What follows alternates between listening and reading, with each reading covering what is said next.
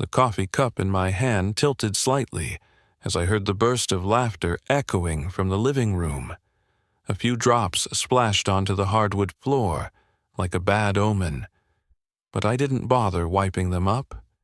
My ears rang, as if the whole house was slowly sinking underwater. I'm Ethan Parker, 32, software engineer, Seattle, and out there. My wife, Emily, was live streaming to 15,000 people on TikTok. Guys, being an influencer is super competitive these days. You need drama to keep the views up. Emily giggled, running her fingers through her perfectly curled hair under the soft glow of purple-blue LED lights. Honestly, there's more drama in my house than on reality TV. I tightened my grip on the coffee cup. A strange churn twisted in my gut. She'd been changing lately. Our quiet dinners had been replaced by late-night filming sessions, endless video edits, non-stop live streams. Emily once sighed to me. Views are tanking. If I don't pick up traction, the brands will drop my sponsorships. I thought it was just job pressure. That deep down, she was still the woman who knew me best. I was wrong. You know, Emily leaned back in her chair, her crimson lips curling like she was about to drop a bombshell. My husband got abandoned by his dad when he was only 6. Tragic, right? And he's still traumatized. Like, to this day. The air thickened like molasses. I stood frozen at the kitchen doorway. What was she about to do? One time, I got home late from dinner with some girlfriends, just 2 hours late. Mind you, and I found him sitting on the couch, hugging a pillow, all curled up like some abandoned puppy. So precious Emily burst into laughter. Her fans pounced like sharks sensing blood. LMFAO daddy issues max level. Such a weak hubby. Make more videos, girl. Someone make a crybaby Ethan meme. ASAP, I couldn't breathe. My chest felt crushed under a boulder. My father left me and my mom on Christmas Eve when I was 6. A week later, we had no electricity, no heat, no food. My mom had to beg the local church for canned goods. I clung to her beneath a thin blanket, listening to the growl of our empty stomachs. That memory wrapped itself around me for years, haunting my childhood. Even as an adult, I fought off panic attacks, sitting through therapy for over a decade.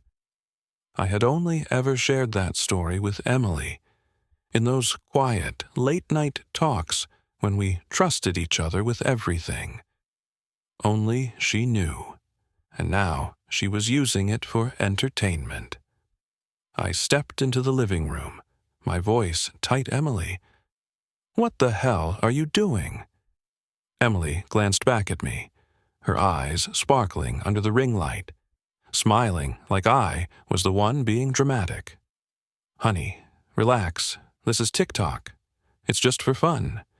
People love a little behind-the-scenes tea. The chat kept blowing up. Full-on husband roast live. Dr. Ethan. Drama is trending. Girl.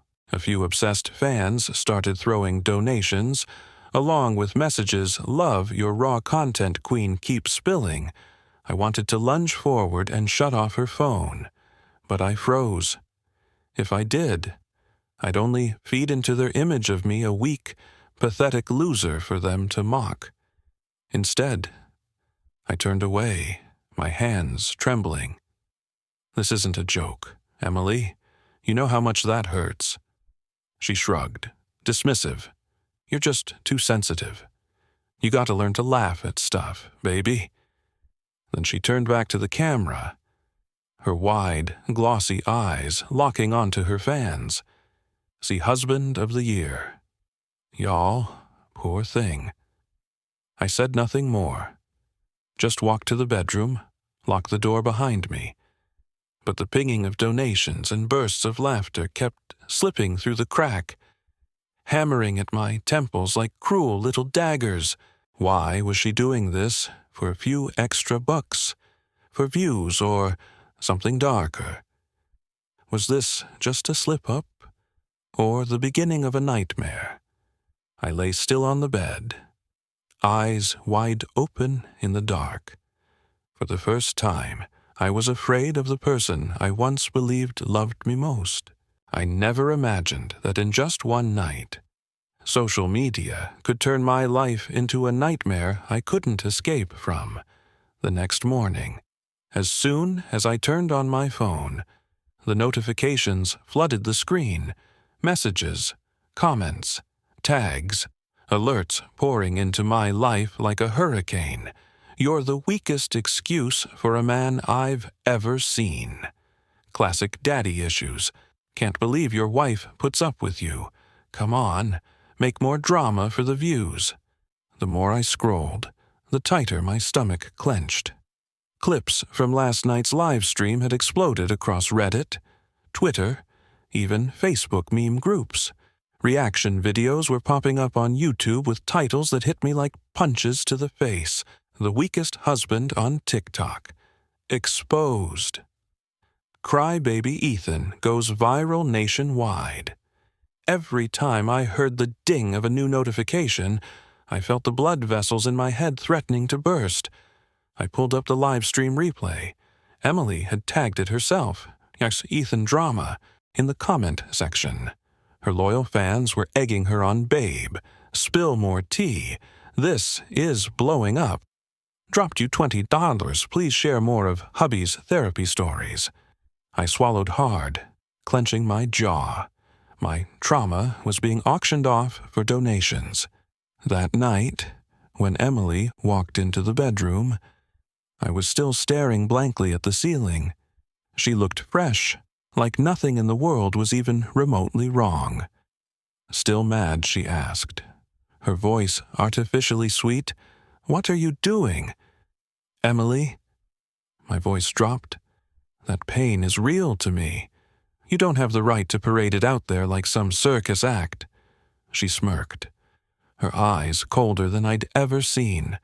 Oh, honey, you're being so dramatic. It's just content. Everyone has to play the game to keep their views up. You wouldn't understand how competitive this is. I clenched my fists. That's my pain, not your content. She folded her arms, voice sharp as a blade. So what are you gonna do, sue me? Or cry about it to the internet? Good luck with that. Something inside me cracked. 3 years of marriage. I thought she was the only one who truly understood my scars. She'd always seemed gentle, nurturing, attentive. But maybe I was wrong, maybe all along. She saw my wounds as untapped resources, and within days, it got worse. Emily's TikTok channel blew up. Her behind-the-scenes drama with my weak husband video crossed 5 million views in just 72 hours. Brands started reaching out immediately. She gleefully showed me how her nightly donations had doubled. See, the audience loves these little stories, she chirped, patting my shoulder while touching up her makeup for the next stream. So tonight, I was thinking we'd tell the one about you crying in therapy last year. Yeah, I shot up from my chair. Emily, that's enough. She turned, eyes cold and dead as ice. If you can't handle it, leave. Just don't mess up my view count. I stormed out the door. My whole body shook from rage, from despair. I couldn't tell. But for the first time, a seed of thought began to take root. If she saw my life as nothing but a money-making tool, then maybe it was time I saved myself. I opened my laptop. I searched defamation law, invasion of privacy, United States. That was the night I made my decision. If this was a media game, I'd learn the rules, and she would never see me coming. I never thought it would spiral this far. 3 weeks after that fateful live stream, The HR office at my company was plastered with bright orange posters. Mental Health Awareness Month, speak up. Don't be afraid. The irony was almost too much. My boss, Mr. Harris, called me into his office. His eyes were full of pity. "Ethan, have a seat." He gestured toward the leather chair. "I know. You've been going through some difficult personal stuff lately." I sat down, a sinking feeling creeping into my chest. Our biggest client, Orion Tech, just reached out. Their brand representative, Kate Sullivan, saw the video your wife posted. Ice shot through my veins. So it had finally reached my workplace. They're concerned about the company's image. Having an employee featured online in a way that suggests emotional instability. Harris chose his words carefully. "They've requested that we remove you from the ongoing project." I clenched my hands, trying to stay composed. "But this has nothing to do with my work. My performance has never been affected. You can review every single KPI report I've submitted." "I know. Ethan, I know you're one of the best. But this is a request from a key strategic partner. The board doesn't have much choice. We're forced to temporarily suspend your contract to protect the company's reputation." His words landed like thunder. The career I'd spent 10 years building shattered because of one stupid live stream. When I walked out of the office, I stood frozen by the parking lot. My phone buzzed nonstop with texts from friends and former coworkers. "Hey man, is all that stuff online real? Maybe you should make a statement or something. You okay? People are really talking at the office." Emily's live stream was kind of funny, though. Don't take it too seriously. People are just joking. Even my own brother Jake texted Ethan, "You shouldn't let old issues control your life." We all have stuff. Maybe Emily's just trying to help you open up more. Help me open up. By feeding my humiliation to the public for cash, I slammed my phone onto the passenger seat. For the first time, it hit me no one was on my side. Not my friends. Not my co-workers. Not even my own family. When I got home, Emily was sitting in the living room, deeply focused on editing her next video. A pile of new sponsorship offer emails sat open on her laptop, flashing logos from fashion brands, beauty companies, diet programs, her growing trophy collection. She glanced up as I walked in. "Honey, I just closed 2 more ad deals. Revenues almost tripled this month. See, these little stories really sell." I gripped my briefcase strap, my voice flat and cold. "Emily, I just got suspended. I lost my job." She raised an eyebrow, shrugged. "So you're talented. You'll land something else. Right now, I need to ride this growth while it lasts. People want raw, real stories over all that fake, polished crap, you know that." "You're building your career on my pain," I nearly shouted. Emily stayed calm. "Don't be so self-righteous. Ethan, all influencers do this. It's called authentic content. Viewers like honesty. They donate because they feel connected to our pain. If you're too sensitive, that's your issue." That was the moment I saw her clearly. To Emily, this was nothing but business. She had never truly cared about my trauma. I was no longer her partner. I was a storyline that generated views. I said nothing more. Just walked to the bedroom and locked the door.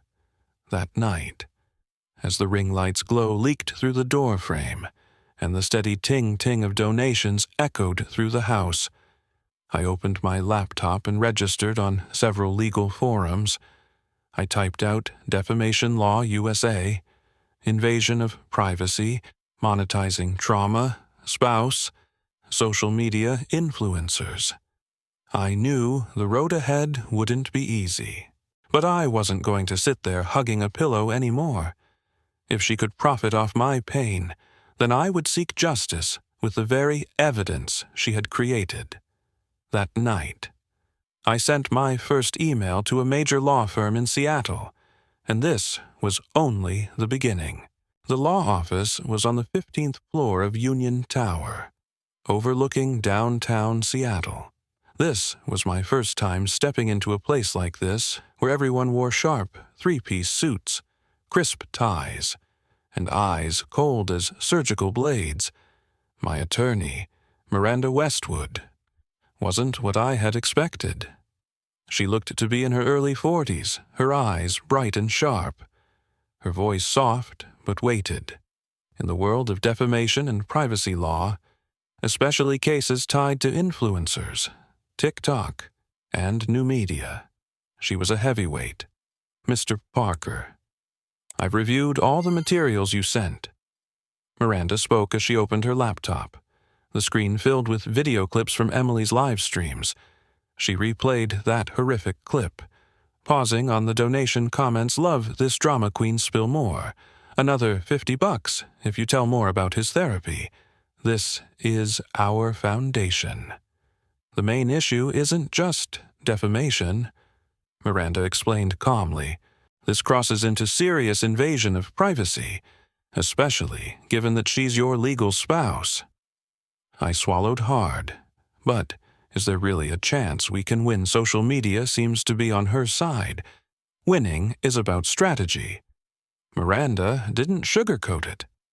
Big sponsors fear ethics scandals.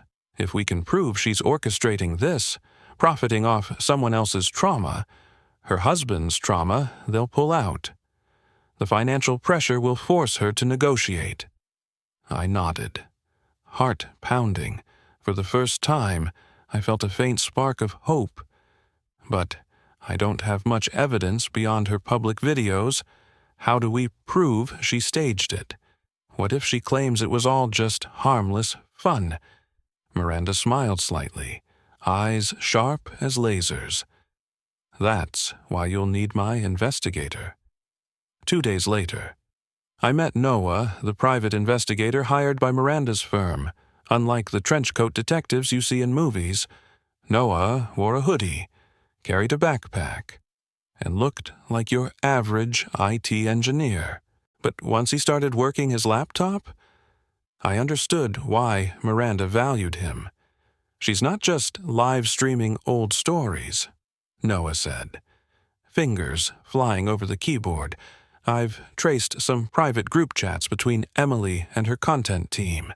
They're scripting these TikToks in advance. He played a recorded Zoom meeting. Hey, should we exaggerate that bit about his therapy? Like, maybe say his mom was an alcoholic or abusive. That'll hook viewers way more. My stomach turned to ice. I whispered.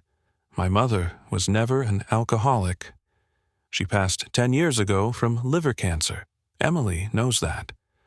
Noah looked up. Exactly. This is deliberate fabrication. We dug deeper and uncovered email threads between Emily and her brand partners. In them, Emily pitched new content angles, leveraged the healing from family trauma narrative to increase relatability, guaranteed to boost engagement by at least 40%. Miranda compiled everything into the case file, her voice cold and firm. This is the key. It's not accidental or impulsive. It's a calculated campaign to profit from deeply personal wounds. In court, a jury will see the blatant financial motives behind these so-called family jokes. I dropped my head onto the table, exhausted but oddly relieved. Finally, the truth was surfacing. For the next 2 weeks, Miranda's legal team worked alongside Noah to comb through Emily's financial records, revenue from donations and sponsorships, contracts with major brands, pre-scripted video outlines. I had never realized just how lucrative my pain had become. Every viral video brought her tens of thousands of dollars. and it was all built on scars I still carried. One night, as the mountain of evidence stacked high on Miranda's desk, she gently placed her hand on my shoulder. "Ethan, from this moment forward, this fight isn't just about you anymore. We're going to make this a landmark case on influencer privacy abuse." I looked at my reflection in the glass, in my swollen, bloodshot eyes. For the first time in weeks, I saw something flicker again. Justice. That morning, when the lawsuit was officially filed with the Federal District Court in Seattle, I still couldn't fully believe I was about to go to legal war with the woman I had shared my life with for the past 3 years. Miranda stood beside me, clutching a thick case file, her gaze cold and sharp as a scalpel. Behind her, her legal team quietly organized stacks of supporting documents. "Ethan," she said, not even looking at me, "this is only the first shot. There's a long fight ahead. She won't back down easily. But our filing is strong enough to secure a temporary freeze on her primary revenue streams. That hits her where it hurts most money, in the complaint." Miranda laid out 4 primary charges: invasion of privacy, defamation with malice, monetization of personal trauma, fraudulent commercial representation. 3 days later, when the court granted the temporary freeze on her ad revenue accounts, Emily snapped. That evening, my phone buzzed nonstop. Her messages came pouring in. "Ethan, what the hell are you doing? You're trying to destroy my life. You actually filed a lawsuit over this stupid crap." For the first time since all of this began, I stayed silent. I didn't need to respond. The court was speaking for me now, but Emily wasn't done. The next day, she video called me on the screen. Her face was bare, no makeup. Dark circles under her eyes, hair tied back messily. The familiar live stream studio behind her was stripped bare. The sponsor banners were gone, the lighting rigs packed away. "You don't get it. Ethan," she screamed, "this world is brutal. If I don't keep my views up, I'm dead. All my sponsorships just pulled out." I stared back at her, my voice calm and ice cold. "And you chose to keep your views up by selling me out." She sobbed, but her expression quickly twisted into rage. "My lawyers say you don't stand a chance. Defamation cases barely win in the U.S. Social media is protected by free speech. You're not going to win this." I allowed myself a faint smile. "Maybe. But this isn't just about social media anymore. You're facing court, commercial contracts, and corporate ethics codes. These brands don't want their names dragged into an ethics scandal." Emily, her fists clenched tight, her voice seething through gritted teeth. "You'll regret this, I swear."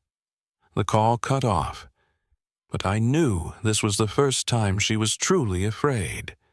In the following days, Miranda forwarded a flurry of emails from her sponsors, demanding to suspend all partnerships until the lawsuit was resolved.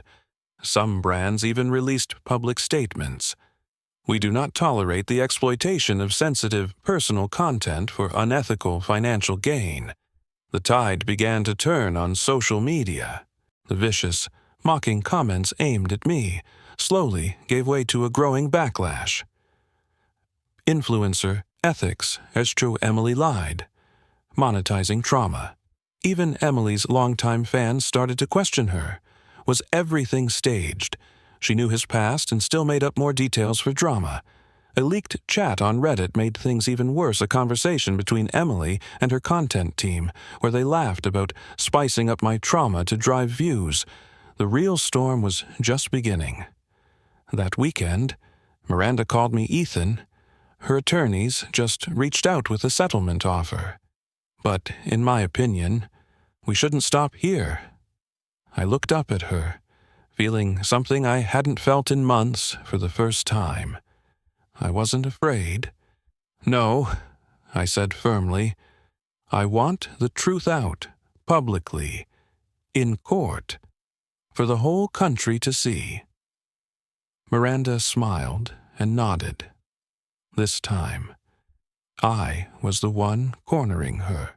By the end of the month, Seattle had entered its rainy season, but inside my small apartment, the air burned hotter than ever.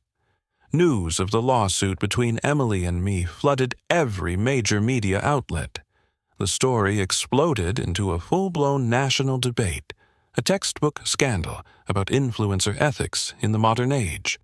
Popular influencer sued by husband for profiting off his trauma. TikTok. Drama sparks. National debate on privacy boundaries and business ethics. More than ever, I saw the power of the only weapon I had left, the truth.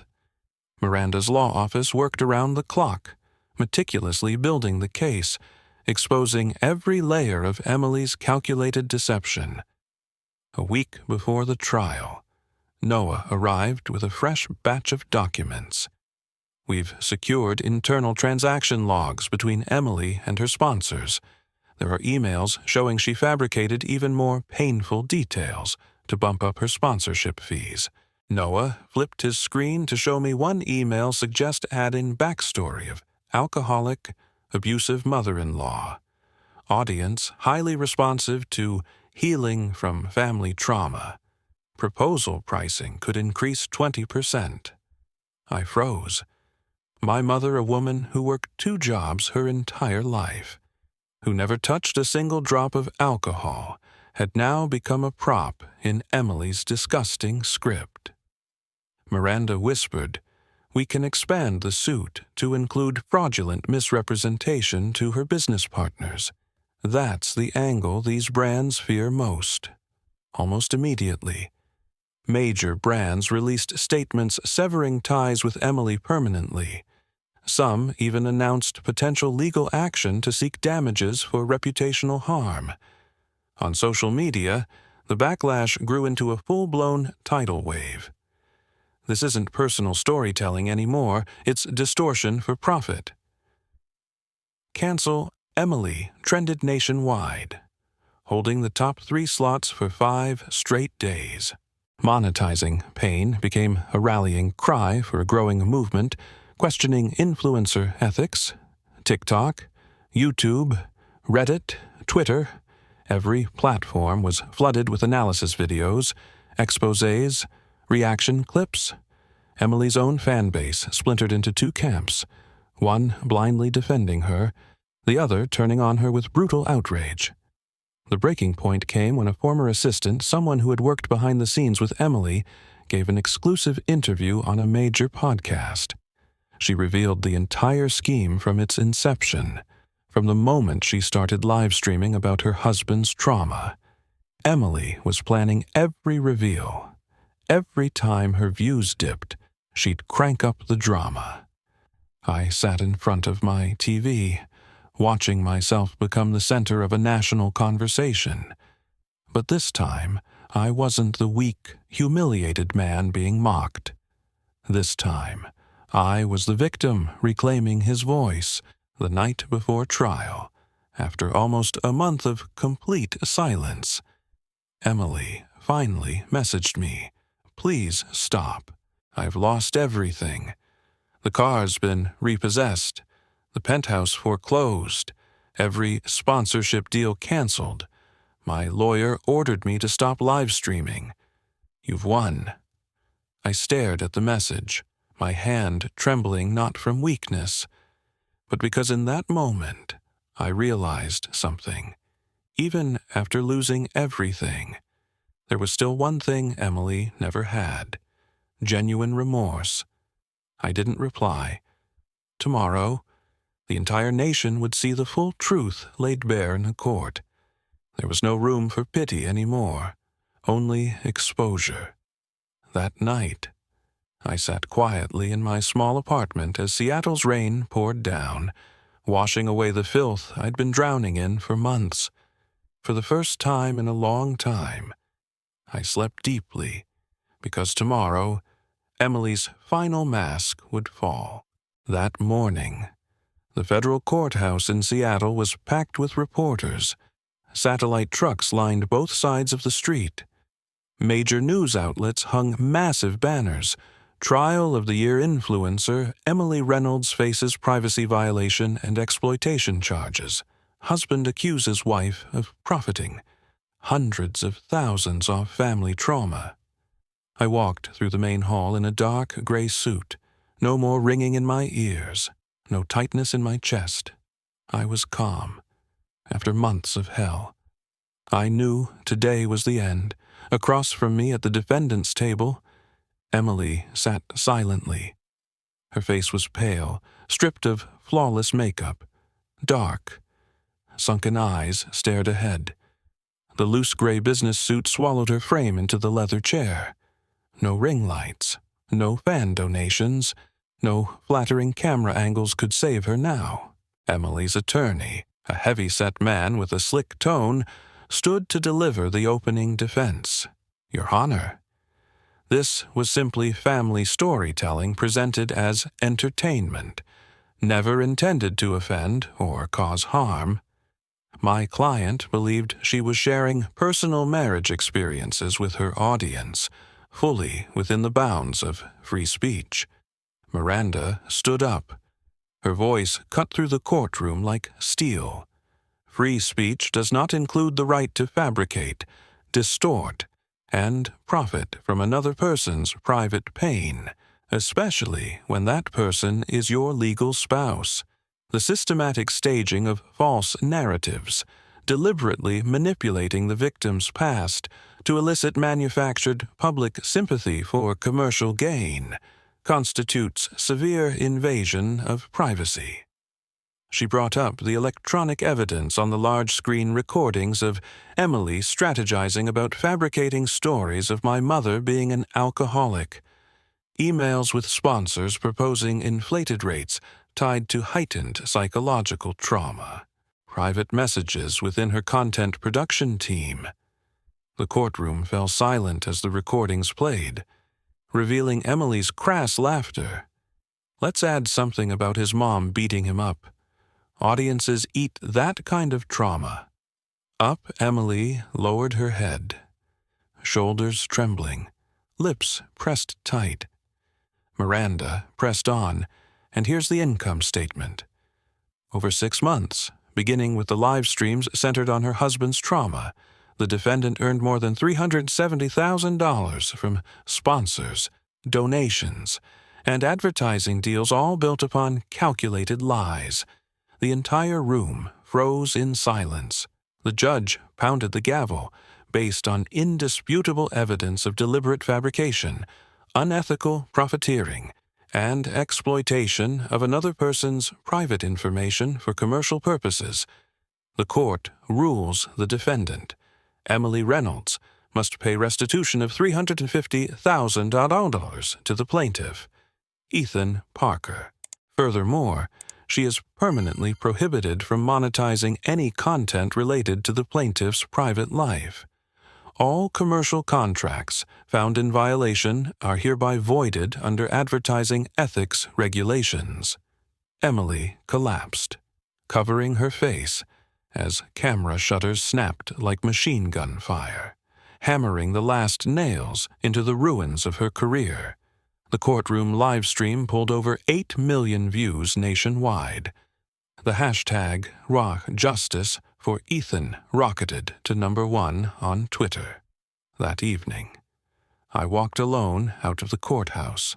Seattle's rain poured hard as always, but this time, each drop washed away the filth, bitterness, and anger I had carried for so long. My phone buzzed. An email from a rival software firm. We've followed your story.